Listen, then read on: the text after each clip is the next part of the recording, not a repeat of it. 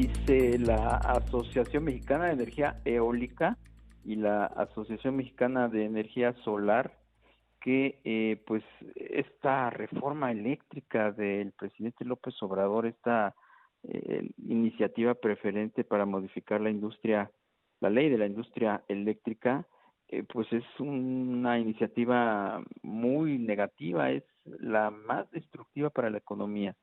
Vamos a platicar con Julio Valle, él es vocero precisamente de la AMDE, que es esta Asociación Mexicana de Energía Eólica.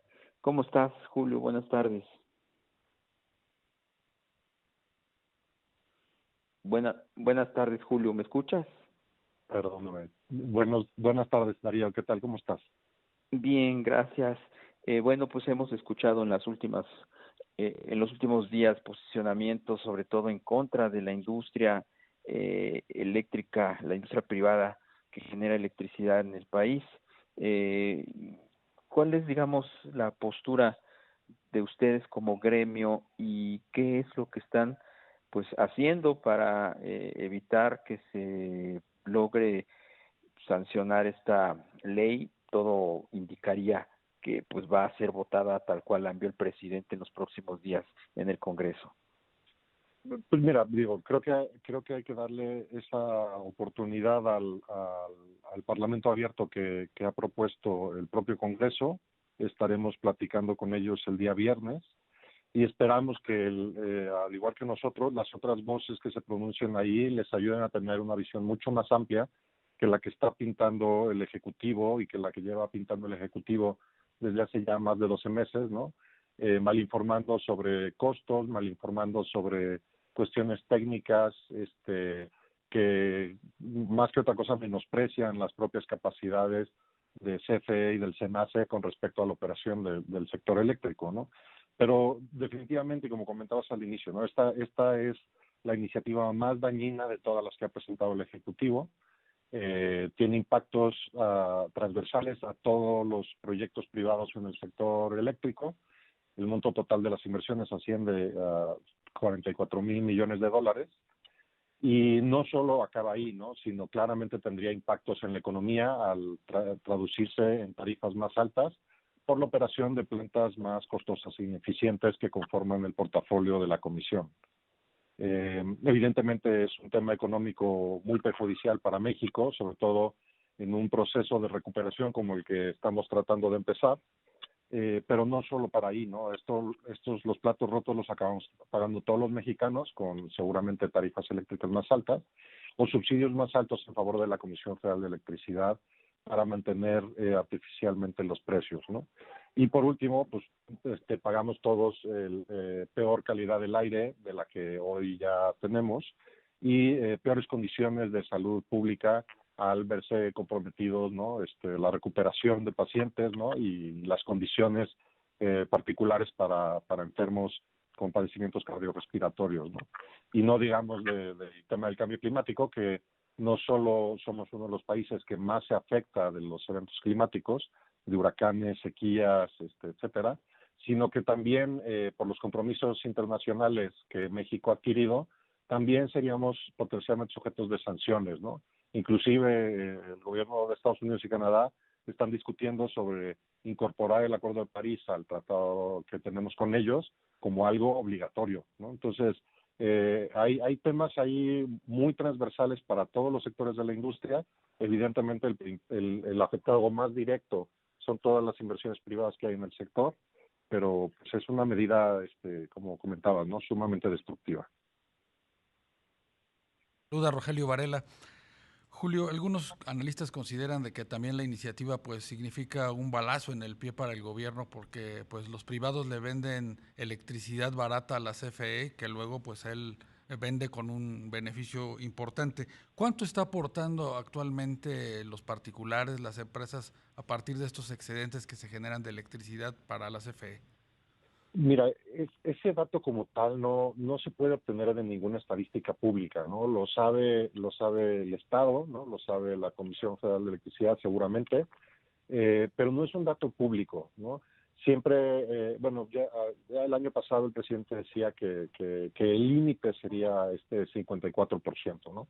lo que implica que, bueno, pues más o menos la mitad de la energía eléctrica la generan plantas privadas, Sí. y más o menos la otra mitad la generan las plantas de la Comisión Federal de Electricidad. Pero digamos, no hay una manera de que podamos obtener esa información, porque no está concentrada más que en sitios reservados del Centro Nacional de Control de Energía. Julio, hace unos días el presidente del Consejo Coordinador Empresarial, Carlos Salazar Lomelí, hablaba de que esta iniciativa del presidente López Obrador para modificar la ley de la industria eléctrica se veía como una expropiación indirecta. ¿Ustedes la ven así y por qué sería una expropiación indirecta? El término de expropiación indirecta está muy asociado a los tratados internacionales. El ejemplo, digamos, que se me ocurre más claro sería el pensar en una casa, ¿no? Uno compra una casa, ¿no? Contrata una hipoteca y durante muchos años está dedicando sus ahorros para pagar una propiedad. Imagínate que de buenas a primeras el gobierno te dice, ¿qué crees? A partir de este momento solo vas a poder usar tu casa de las 8 de la noche a las 10 de la noche. El resto del día no la puedes usar. De alguna manera no te la está expropiando, la propiedad sigue siendo tuya, ¿no? Pero la expropiación indirecta se refiere al uso del activo, ¿no? Al aprovechamiento del activo. Entonces, una restricción para el aprovechamiento de un bien privado, como sería el caso, en este caso, de una planta eléctrica, o sea, que de buenas a primeras te diga, sabes que ya no vas a poder operar como decía la ley. Ahora vas a operar solo cuando la Comisión Federal de Electricidad decida, ¿no? Este es el claro de ejemplo de esta expropiación indirecta, ¿no? En el sentido de que no te están quitando el activo, no te están expropiando el bien, como sí sucedió, digamos, hace muchos años en el sector petrolero y luego en el sector eléctrico, sino que simplemente están inutilizando ese bien en favor de, en este caso, ¿no? En favor de una empresa del propio Estado, ¿no? Y es ahí en donde se manifiesta esta expropiación indirecta, ¿no? Pero, digamos, es un término muy asociado a tratados internacionales. El dilema aquí está que la propia Constitución te indica que en el mercado eléctrico tiene que haber competencia, una competencia abierta y una libre concurrencia, y la iniciativa lo que busca es romper esa dinámica, ¿no? Entonces, es una ley que trata de tomar la Constitución sin pasar por una reforma constitucional. Y evidentemente pues una reducción, ¿no? En la operación de un activo de esta naturaleza, una reducción en el número de horas que puedes disfrutar o gozar tu casa, lo que va a hacer es limitar la propia rentabilidad o la satisfacción que tú tienes por disfrutar ese bien, ¿no? Entonces el problema va por ahí, ¿no? Y son temas que son evidentemente cuantificables y sancionables, y que por eso están cubiertos en los tratados internacionales. Claro.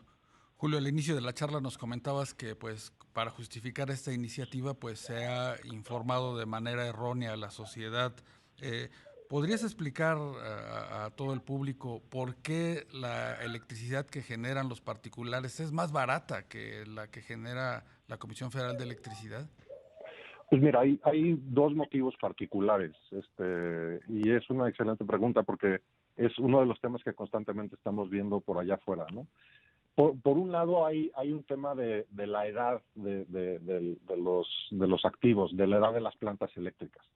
Y lo podemos ver también con un ejemplo muy simple, ¿no? El rendimiento de la gasolina de un coche nuevo contra el de un coche que tiene 10 años es muy, muy distinto, ¿no? Claro. Entonces, el retorno que te puede dar operar bajo un cierto régimen, un coche, ¿no? Digamos un taxi, ¿no?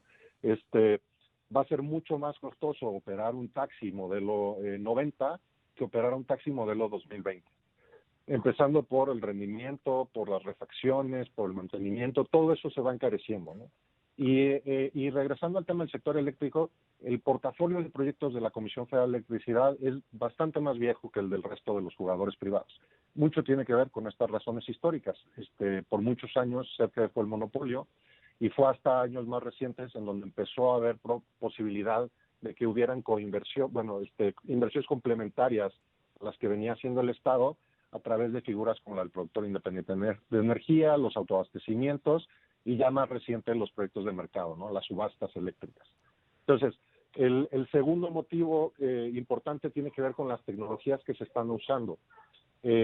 Por un lado tienes tecnologías muy tradicionales que históricamente fueron la base de las matrices eléctricas de todo el mundo, y por otro lado tienes las nuevas tecnologías y nuevos combustibles, ¿no? Tienes, por un lado, precios de gas natural en la región de Norteamérica que son de risa, ¿no? Que hay meses en donde prácticamente te regalan el gas para que te lo lleve, y que evidentemente México, dependiendo tanto del gas natural, y sobre todo el gas natural importado en el sector eléctrico, se ha beneficiado mucho por esto. Y por el otro lado tienes tecnologías como solar y eólica que han levantado muchísimo sus precios. Tenemos que irnos a un corte. Julio Valle, vocero de la Asociación Mexicana de Energía Eólica, te apreciamos mucho estos minutos. Buenas tardes. Muchas gracias, Darío, Rogelio, que estén muy bien. Igualmente.